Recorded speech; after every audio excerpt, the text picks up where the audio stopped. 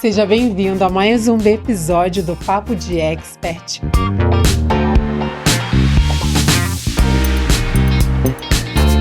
Hoje eu tô com a Cláudia Toledo, mas dessa vez eu vou ler esse currículo incrível. Ela é referência quando o assunto é inovação, educação e valorização da enfermagem na América Latina.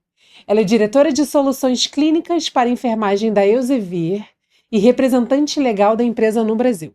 Formada em Belas Artes com MBA em Marketing e especializações em Liderança e Comunicação. Ela lidera projetos que conectam tecnologia, educação baseada em evidências e políticas públicas para garantir mais segurança para profissionais da saúde. Inclusive, ela é reconhecida como uma das 100 profissionais mais influentes em saúde na década do Brasil. Cláudia, é um prazer e uma honra te receber aqui. Eu quero começar falando um pouquinho da sua trajetória, Cláudia. Como é que foi essa transição de Belas Artes para a área de saúde? Obrigada pelo convite. Obrigada. É um prazer estar aqui também com você. Foi uma transição difícil, muito diferente.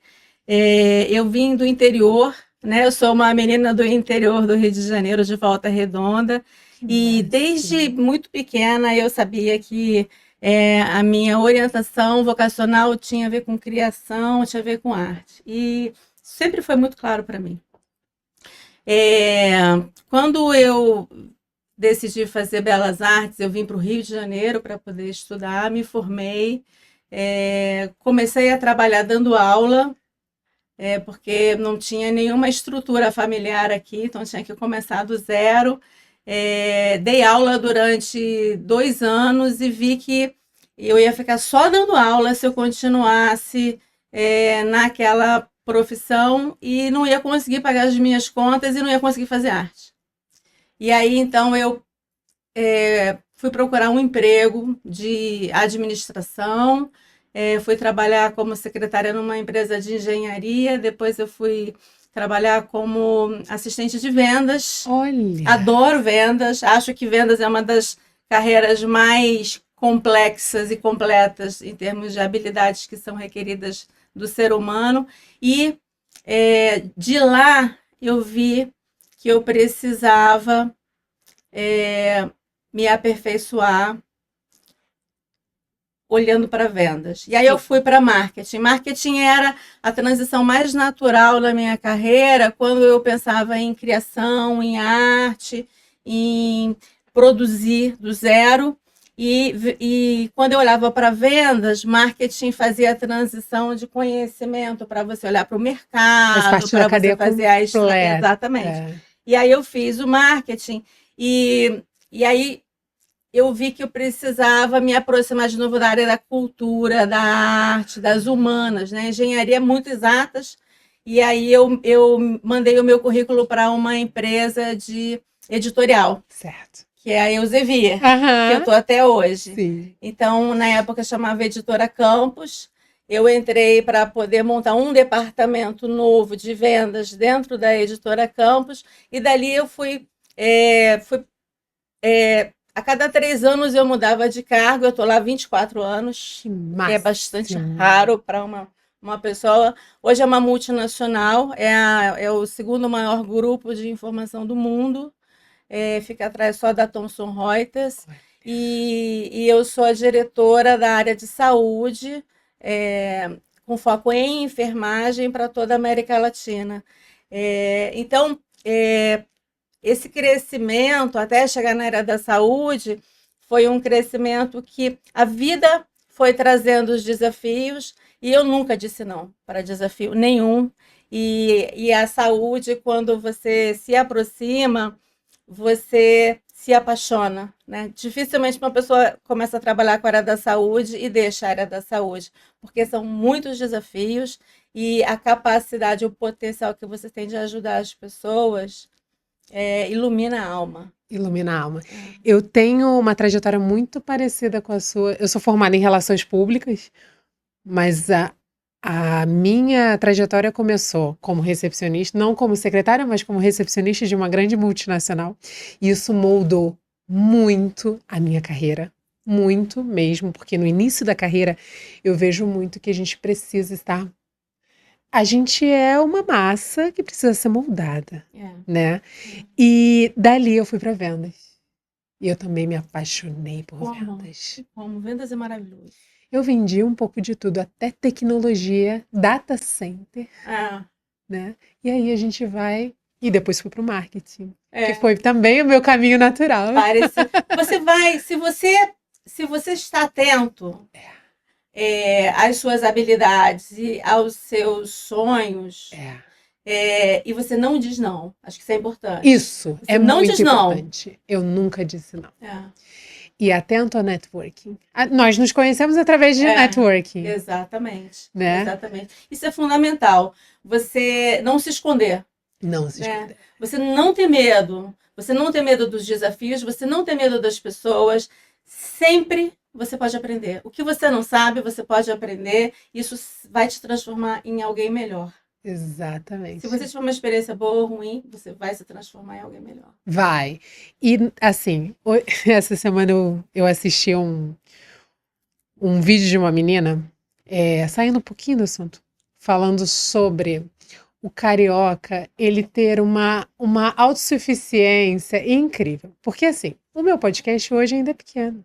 Mas eu cheguei na Cláudia, eu falei assim, Cláudia, eu quero você no meu podcast. E ela, com um sorriso enorme, falou, claro, né? E assim, hoje eu me sinto muito orgulhosa de ter você aqui, porque eu também não tive medo. Eu não tive medo. Eu falei assim, eu quero a Cláudia no meu podcast. Eu vi a sua apresentação no WeWork, naquele evento, né, para networking. Eu falei assim, vou fazer networking com ela, porque eu sou fã da Elsevier. Sim. Eu sou cliente pra caramba. Sou muito cliente, assim. Então, assim, é isso. O poder no networking é o poder de você também se colocar nos lugares, se apresentar e não ter medo do não, né? Sim. Você tem que se desenvolver sempre, né? Ler, você tem que aprender e se preparar. Sim, né? sim. E estar aberto para poder conversar com as pessoas, que são as pessoas que são importantes para os projetos que você acredita. Absolutamente. E eu queria falar um pouquinho sobre liderança. Como é que é a sua liderança? Qual é a sua metodologia? Se você tem alguma dica para outras mulheres que estão começando na sua liderança? Aprender. Acho que você precisa aprender o que é importante e o que não importa. Separar o joio do trigo, né?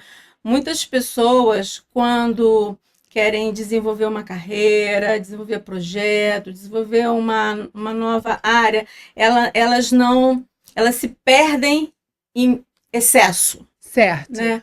Então, acho que você entender quais são os princípios que norteiam a liderança, aprender sobre liderança, aprender sobre pessoas.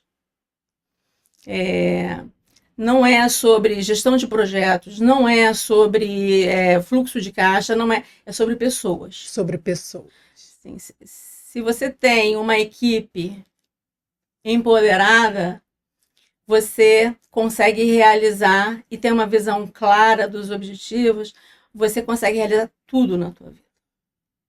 Tudo, né? Tem um livro escrito por um ex-dirigente do Barcelona, que chama A Bola Não Entra no Gol por Acaso.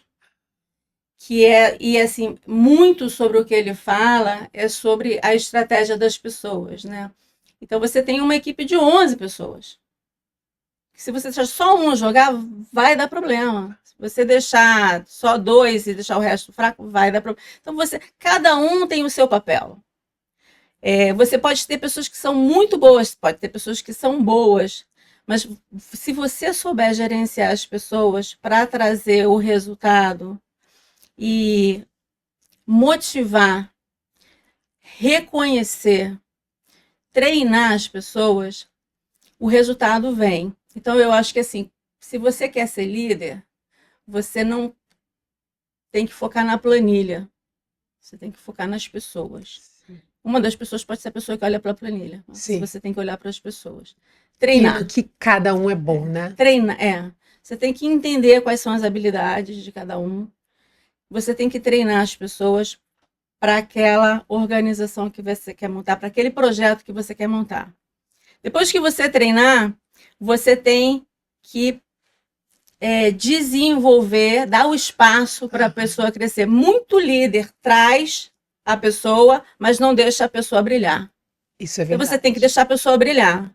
Porque se você não deixar a pessoa produzir, criar, o colaborador se desenvolver, sim, ele não vai ocupar um espaço e crescer. E o que você prefere? Treinar alguém ou trazer alguém pronto de mercado?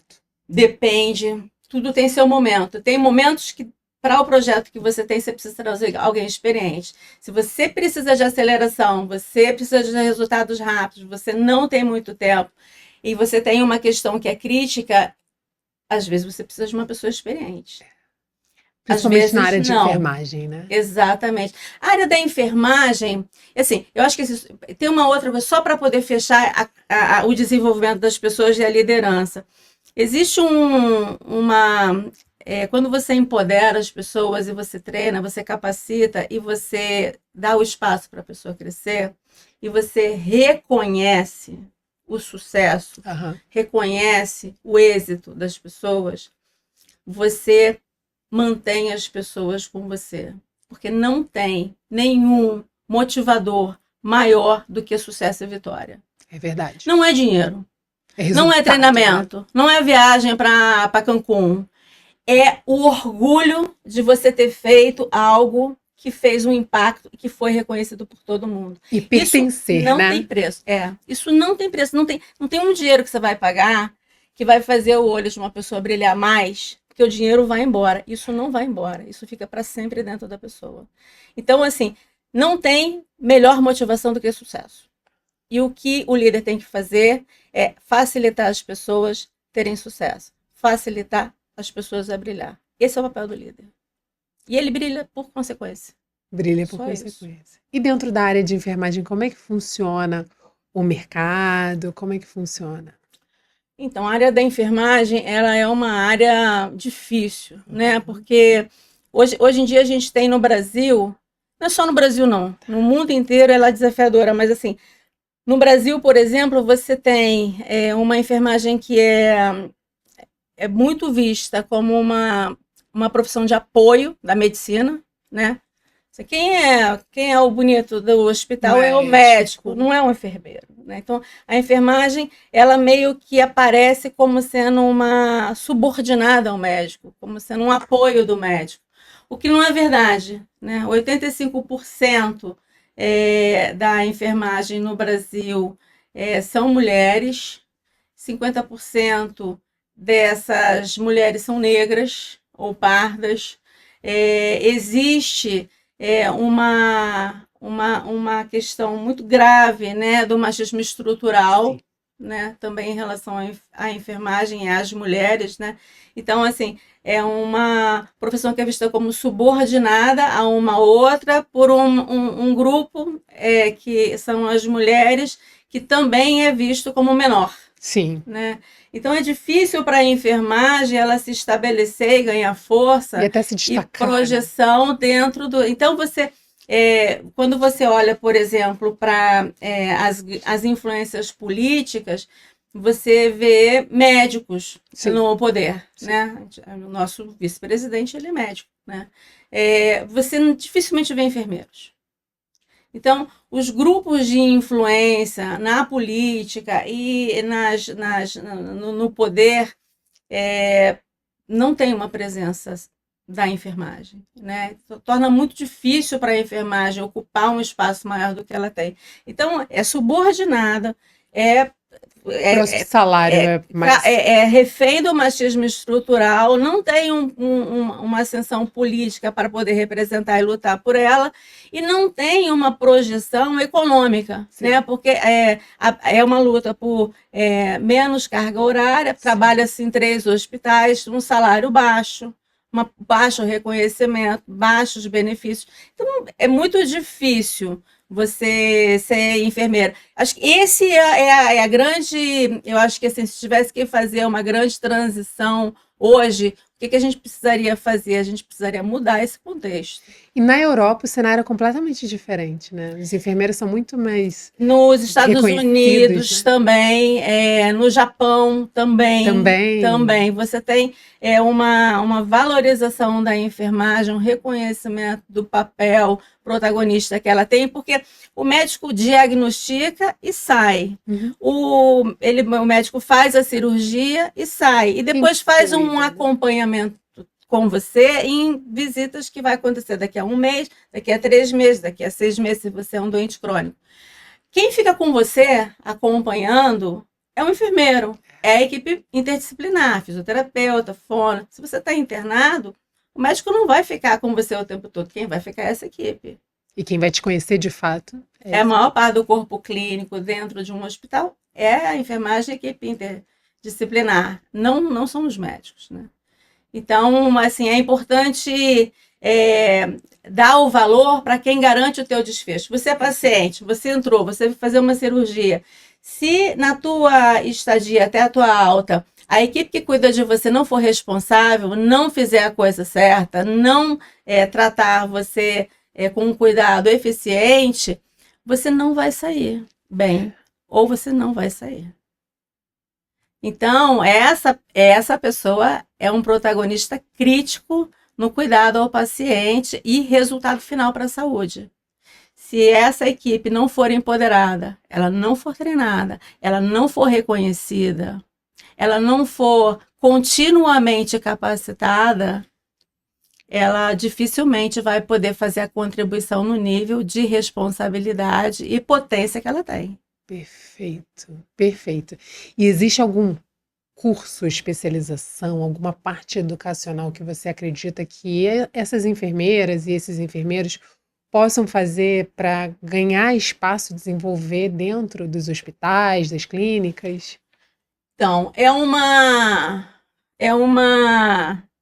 um desafio, é uma questão muito crítica a capacitação de profissionais que têm uma rotina de transição muito grande, né? Porque você tem algumas questões, né? Você tem enfermeiros que trabalham em vários hospitais e cada hospital tem os seus protocolos. Tá.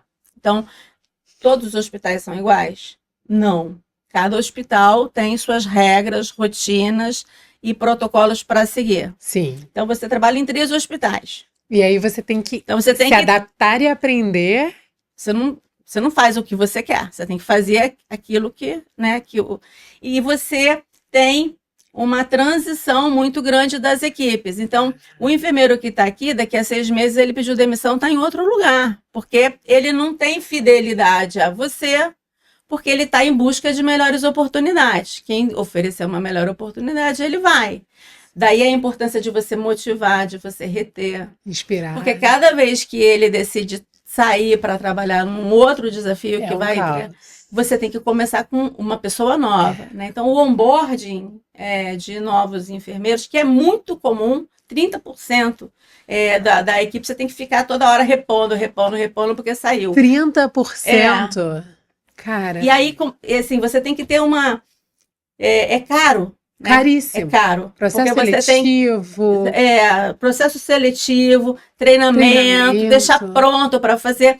E aí você tem um enfermeiro que ele precisa estar pronto para a posição dele. E ele precisa também estar pronto para substituir um outro enfermeiro que não pôde vir. Porque você tem um enfermeiro pediátrico, por exemplo. Uhum. Ele não pode vir. Você tem que deslocar um enfermeiro de uma outra área para a área de pediatria. Você tem que capacitar ele, porque o enfermeiro que cuida de todo mundo não é o mesmo que cuida da pediatria. Ele tem conhecimentos específicos. Um enfermeiro de UTI não é o mesmo que um enfermeiro de emergência. Não é o mesmo. São diferentes. Então, existem as especialidades dentro da enfermagem.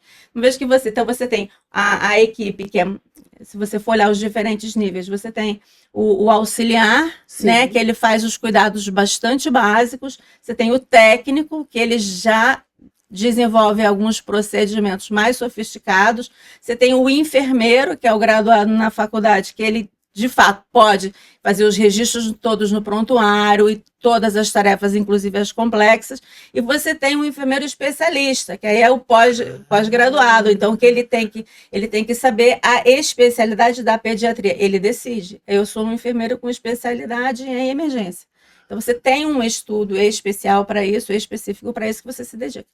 Então, é uma carreira que tem uma oportunidade de crescimento muito boa. E muito clara. Muito clara. Muito clara. Muito clara. E assim, muito estruturada. Isso é muito legal. Isso é muito legal.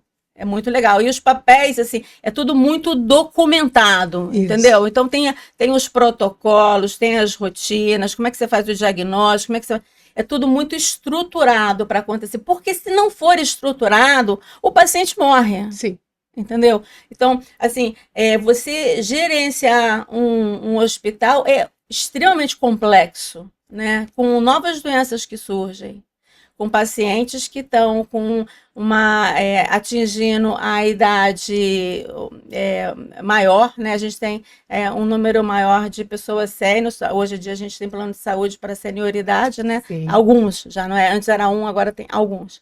Né? E você tem equipes, novas tecnologias que surgem, novos medicamentos, novos tratamentos, e você tem equipes que rotacionam. Então, além de você ter o enfermeiro que ele tem que, às vezes, cobrir um outro enfermeiro mais especialista, você também tem que garantir que o enfermeiro ele vai fazer a transição para outro enfermeiro, porque o paciente fica ali e os enfermeiros mudam de turno. Então, o enfermeiro do turno da manhã vai passar a informação para o enfermeiro e para toda a equipe que está atuando sobre o paciente, que vai substituir.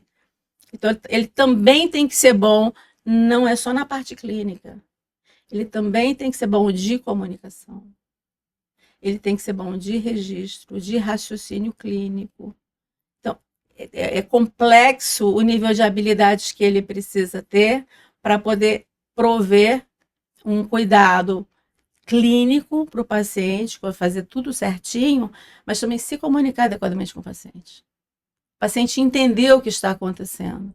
A família do paciente compreender o que o paciente precisa se engajar para ter depois da alta, ele ter um bom resultado dentro de casa. Porque se ele não tomar o medicamento ou tomar errado, ele vai voltar para o hospital. Ou se não se alimentar bem, não vai ter uma cicatrização. Exatamente. E quem faz essa orientação para o paciente, ou quando o paciente tem dificuldade para o familiar, para o cuidador, é o enfermeiro. Então, se nesse momento ele falha na comunicação, na verificação do entendimento, o paciente não vai dar continuidade ao tratamento em casa. E ao não dar a continuidade, ele vai ter complicações. E ao ter complicações, ele retorna para o sistema de saúde.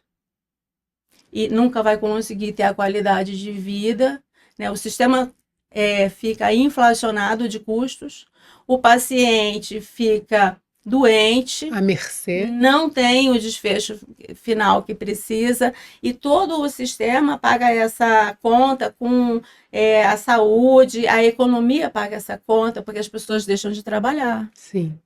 Deixam de retornar mais cedo ao trabalho. Então, é toda uma cadeia, né, de consequências muito séria, de um impacto muito alto, que é impactada pela performance e pelos conhecimentos e aplicação dos conhecimentos desse grupo profissional.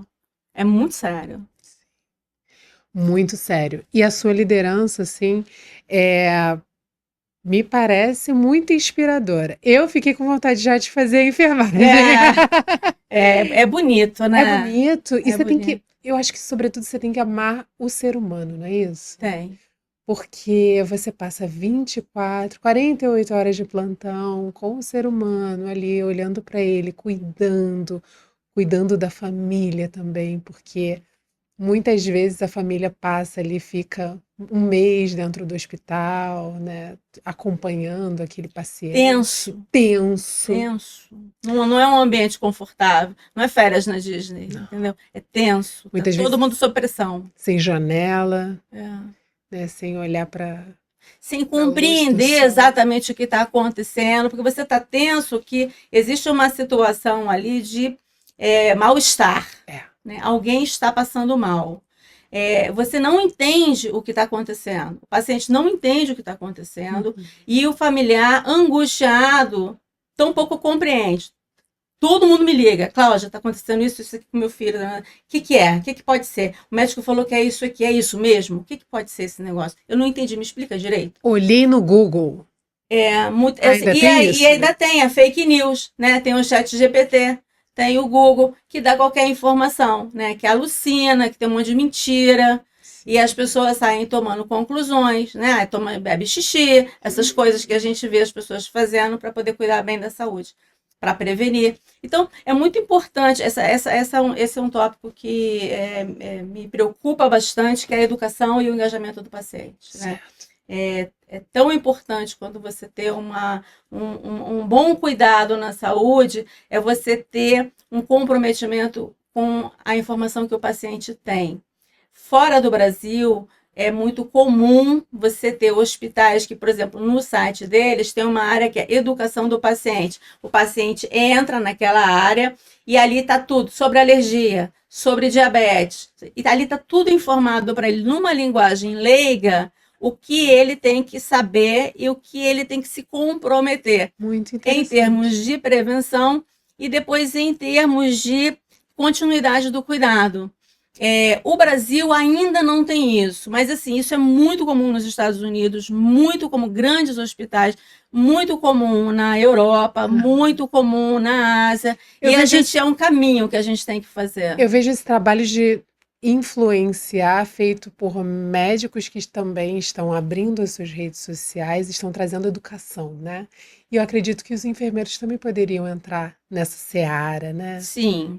Tem alguns que fazem, então você encontra no Instagram alguns enfermeiros já gravando.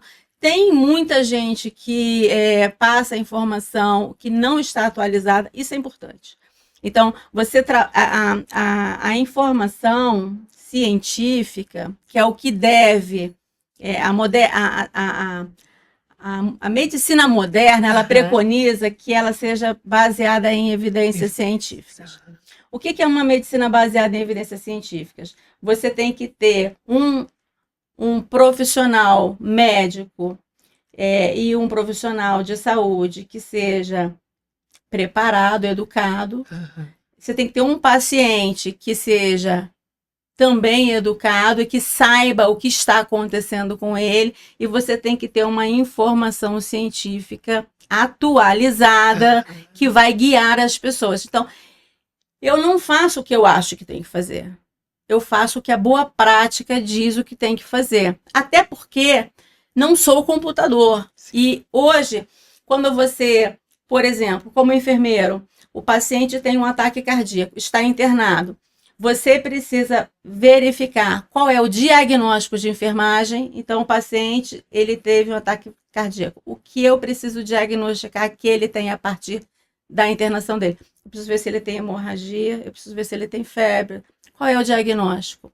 Então, tem uma lista de 10 coisas para você fazer. Você lembra das 10 que você tem que fazer? Não lembra. Você não lembra nem 3. E se você não tem uma evidência científica que vai te guiar, o que você... É como um checklist. O que é que eu tenho que fazer? Você não vai se lembrar. Não vai. Então, é importante você ter a informação científica na mão para você usar, não confiar na sua cabeça. Sim. E você ter ela atualizada, porque o que valia ontem não vale hoje mais. Em real time, né? Exatamente. E o que acontece algumas vezes é que você tem profissionais, são profissionais formados que estão desatualizados, sim, gravando recomendações e instruções que já não valem mais. Então, muito cuidado também com o que você encontra na internet, de influenciadores e tal. E verifica, né? Confirma se a informação é a informação que ainda está valendo. Confirma se a evidência científica atual é a evidência que você está transmitindo. É uma responsabilidade muito grande guiar as pessoas. Enorme. E para a gente encerrar, eu quero, Cláudia, um conselho de elevador. Um conselho ou que você gostaria de ter ouvido, ou que você dê para as pessoas que estão à sua volta, Eu acho que assim, o principal conselho é você definir, uma vez definido qual é o teu sonho, teu projeto, qual é o teu propósito. Uma vez que você definiu qual é o teu propósito, persiga ele, verifique se você tem as pessoas certas do teu lado, porque sozinho ninguém faz nada. Você precisa estar conectado com as pessoas para que você consiga desenvolver o seu propósito. Sim. E não tenha medo e lute por ele, e lute pelas pessoas que estão ao seu lado. Eu acho que esse é o principal, a principal recomendação. Cuide do que realmente importa e cuide de quem está com você nessa caminhada, nessa jornada. Perfeito. Cláudia, muito obrigada. De nada, foi um prazer estar aqui. Prazer. Onde a gente consegue te encontrar? LinkedIn, Instagram? LinkedIn. O meu perfil é Cláudia Toledo. Então, no LinkedIn está como Cláudia Toledo. É só você procurar lá que você vai me encontrar. Perfeito. Prazer. Prazer. Até a próxima semana.